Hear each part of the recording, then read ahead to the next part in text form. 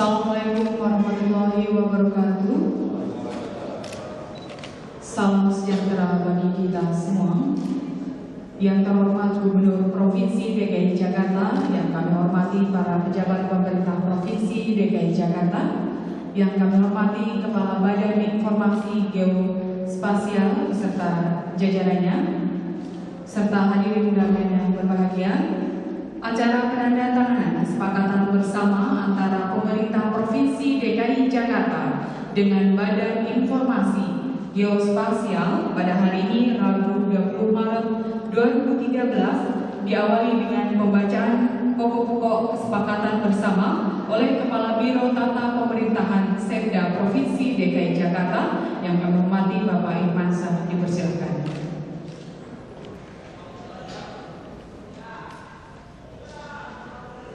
Pokok-pokok kesepakatan bersama antara pemerintah Provinsi DKI Jakarta dengan Badan Informasi Geospasial tentang penyelenggaraan, pengembangan, dan pemanfaatan data serta informasi geospasial di Provinsi DKI Jakarta. 1. Maksud kesepakatan bersama adalah melakukan kerjasama penyelenggaraan, pengembangan, dan pemanfaatan data dan informasi geospasial untuk pembangunan di Provinsi DKI Jakarta sesuai dengan tugas dan fungsi para pihak. 2. Tujuan kesepakatan bersama adalah mengoptimalkan peran data dan informasi geospasial untuk pembangunan di Provinsi DKI Jakarta. 3. Ruang lingkup kesepakatan bersama meliputi A. Penyelenggaraan data dan informasi geospasial antara lain pembangunan basis data dan metadata geospasial, penyelenggaraan dan pemanfaatan jaring kontrol geodesi, penyelenggaraan data dan informasi geospasial terkait tata ruang. B. Peningkatan kapasitas sumber daya manusia dalam bidang data dan informasi geospasial. C. Penelitian dan pengembangan dalam bidang data dan informasi geospasial, teknologi aplikasinya. D. Pemanfaatan bersama sarana dan prasarana tertentu untuk mendukung kegiatan para pihak. E. Pertukaran data dan informasi geospasial. F. Kegiatan lain yang dipandang perlu dan disetujui oleh para pihak. 4. Kesepakatan bersama ini berlaku untuk jangka waktu 1 tahun terhitung sejak tanggal ditandatanganinya kesepakatan bersama. 5. Kesepakatan bersama ini akan ditindaklanjuti dengan perjanjian kerjasama. Selesai.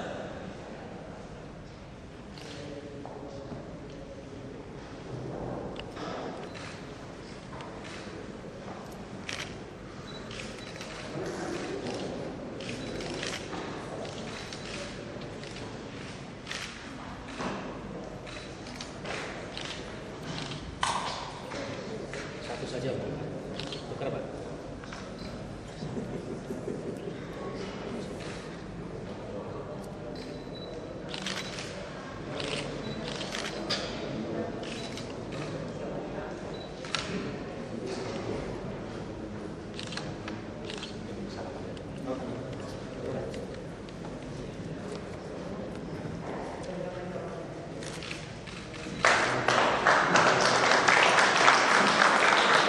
Dilanjutkan dengan penyerahan peta NKRI skala 1 banding 5 juta, peta NKRI skala 1 banding 2,5 juta. Kantor wali kota dan konas kita ini seluruh ini Jakarta kita sudah punya resolusi yang detail ini. Jadi kami secara kelembagaan yang harus menyajikan informasi geospasial dasar menyangkut 7 layer utama itu kita siapkan dijadikan referensi pada saat membangun informasi geospasial tematik. Misalnya dulu peta tematik. Jadi kalau tata ruang segala macam itu harus di atas peta dasar supaya jadi satu kesatuan membuat peta negara Indonesia. Secara NKRI-nya kami juga sudah membuatkan itu Pak NKRI. Konkret apa ya? Saya masih masuk apa kira-kira? Jadi kita sudah menyiapkan informasi geospasial dasar untuk mensupport pemetaan tematik misalkan transportasi. Hanya yang belum itu kita belum punya pemetaan di bawah tanah. Di bawah tanah itu belum punya. Tapi kalau layar di atas ini jalan, pemukiman, kita bisa kelihatan nanti daerah-daerah mana yang padat, saluran air, kelihatan. Waduk itu tuh kelihatan. Ini sedetil, ini sampai ini masih besar. Ini resolusinya 1,5 meter ini. 1,5 meter. Jadi objek yang 1,5 meter sudah nampak. Jadi itu Pak bisa. Mudah-mudahan ini bermanfaat Pak Gubernur. Jadi itu yang NKRI-nya kalau dari secara nasional. Jadi lebih penting. Gimana kalau yang Ya ini. Jadi kalau dari sini kita menunjukkan bahwa inilah wilayah NKRI yang harus kita pertahankan dan kita perjuangkan tanah air kita. Dan ternyata NKRI ini memang bukan satu daratan penuh, tapi ini kumpulan dari pulau dan satu perairan. Ini kan maritim. Jadi kalau konsep pembangunan connectivity kita harusnya konsep maritim. Jadi kayak kontinental sebelah Australia kan kontinental, kita maritim jadi nggak bisa. Jadi Jakarta itu adalah bagian dari Indonesia, tentunya memperhatikan jadi sinilah ini 3 dimensi sepertinya karena kita ini citra juga ini potret dari satelit sehingga kedalaman itu memang bukan karena warna biru dalam yang ini kelihatan. Jadi ini udah satu informasi yang insya Allah otomatis lah panjang di mana-mana. Oh ini, ya ini banyak publikasi hanya untuk bahan bacaan sambil Bapak di perjalanan misalkan. Jadi ini ada, kami juga bikin buku NKRI dari masa ke masa, jadi keanekaragaman geografi, one map policy dan seterusnya. Dan kita juga ada rencana ekspedisi geografi Indonesia. Tahun ini temanya itu untuk wilayah perairan Das Ciliwung, Cisadane dan Cikeas dari Maluku sampai hilir. Jadi kita akan melakukan ekspedisi itu. Nanti hasilnya mudah-mudahan bisa seperti ini hasilnya ini. tahun ini Pak? Tahun ini ya. Ini untuk tahun lalu. Jadi nanti insya Allah kita akan keluar geografi yang isunya tentang dia Mas. Ya. Kepala Badan Informasi Geospasial. Dulu itu Bakus Surtanal, Badan Koordinasi Survei dan Pemetaan Nasional. Karena kita ini sekarang udah terdorong oleh perkembangan teknologi, jadi yang harus dibangun itu bukan hanya melakukan survei untuk membuat peta, tapi membangun informasi geospasial. Jadi kita tetap melakukan kegiatan survei dan pemetaan, hasilnya peta. Tapi peta ini kan merupakan informasi berbasis ruangan. Jadi itulah yang harus kita bangun sekarang itu informasi ruang kebumian gitu. Kalau itu jadi bukan sekedar koordinasi dan pelaksanaan survei dan pemetaan gitu. dengan MOU ini apa Pak implikasinya untuk Jakarta Pak? Implikasinya begini, daerah itu kan melakukan pembangunan. Jadi rencana pembangunan, rencana kegiatan apapun itu kan tidak terlepas dari ruang kan. Informasi basic untuk kepentingan itu, informasi keuangan yaitu dalam bentuk peta. Nah sekarang kan persoalannya peta ini kan agregat skala. Dulu dengan teknologi yang lama, kalau skala yang rinci kan harus kita pakai teristis. Sekarang dengan satelit sudah bisa resolusi 1,5 meter. Bisa kita memperoleh peta dengan skala yang jauh lebih detail. Nah, itu ada disebut kita peta foto itu. Dan itu hasil pemotretan sudah diproses menjadi peta. Jadi bisa lebih detail melihat data. Dari data-data spasial itu kan bisa dipakai untuk berbagai kepentingan. Seperti apa Pak? Contohnya mengatur kemacetan lalu lintas. Kan kita harus lihat itu distribusi kan, jaringan jalannya seperti apa misalkan. Menata masalah banjir kan harus lihat sistem drainasenya. Pak Gubernur kan lihat drainase ini kecil, ini harus sebesar apa itu dilihat dari wilayah kondisi spasialnya kan, daerah tangkapnya berapa luas, berapa kanal yang harus dibangun, dan kan itu aspek ruangan. Mana yang rendah, mana yang tinggi kan di sini. kan tanpa tahu itu kita nggak bisa itu kan. Itu satu. Kedua, untuk hal-hal yang sifatnya sosial ekonomi, beliau ini kan lagi, kita harus bantu ini mensukseskan Jakarta Sehat. Ini harus tahu distribusi di mana yang terkelompok penerima Jakarta Sehat itu. Apakah di situ cukup rumah sakitnya? Apakah di rumah sakit cukup tenaga medisnya atau alat? Itu dengan GIS sekarang, Geographical Information System. Kita tinggal klik udah keluar itu informasi itu. Klik di sini, oh ternyata sekian ratus penerima Jakarta Sehat.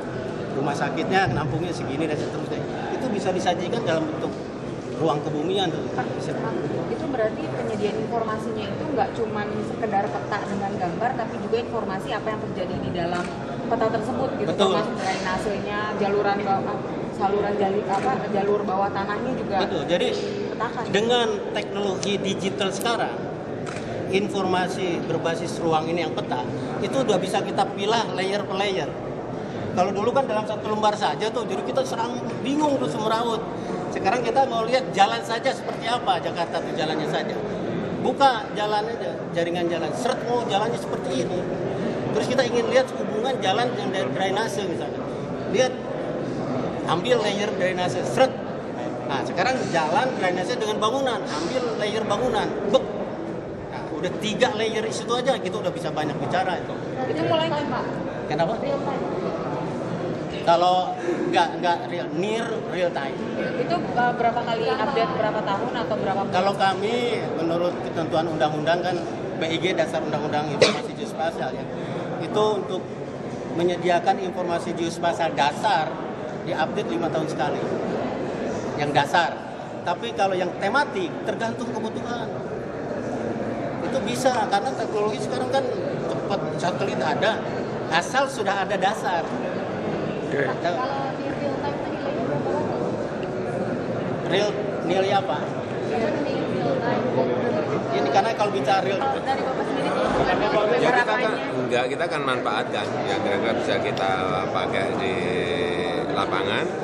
Selain data ini, peta ini semuanya akan kita manfaatkan. Jadi masalah ke tata ruangan kan kita hampir kita pakai semuanya untuk menentukan masalah-masalah yang transportasi, masalah banjir, masalah apalagi perumahan, ya semuanya dipakai semuanya, masalah drainase semuanya dipakai semuanya, sehingga kami dengan pada BIG dan informasi geospasial ingin bersama-sama membangun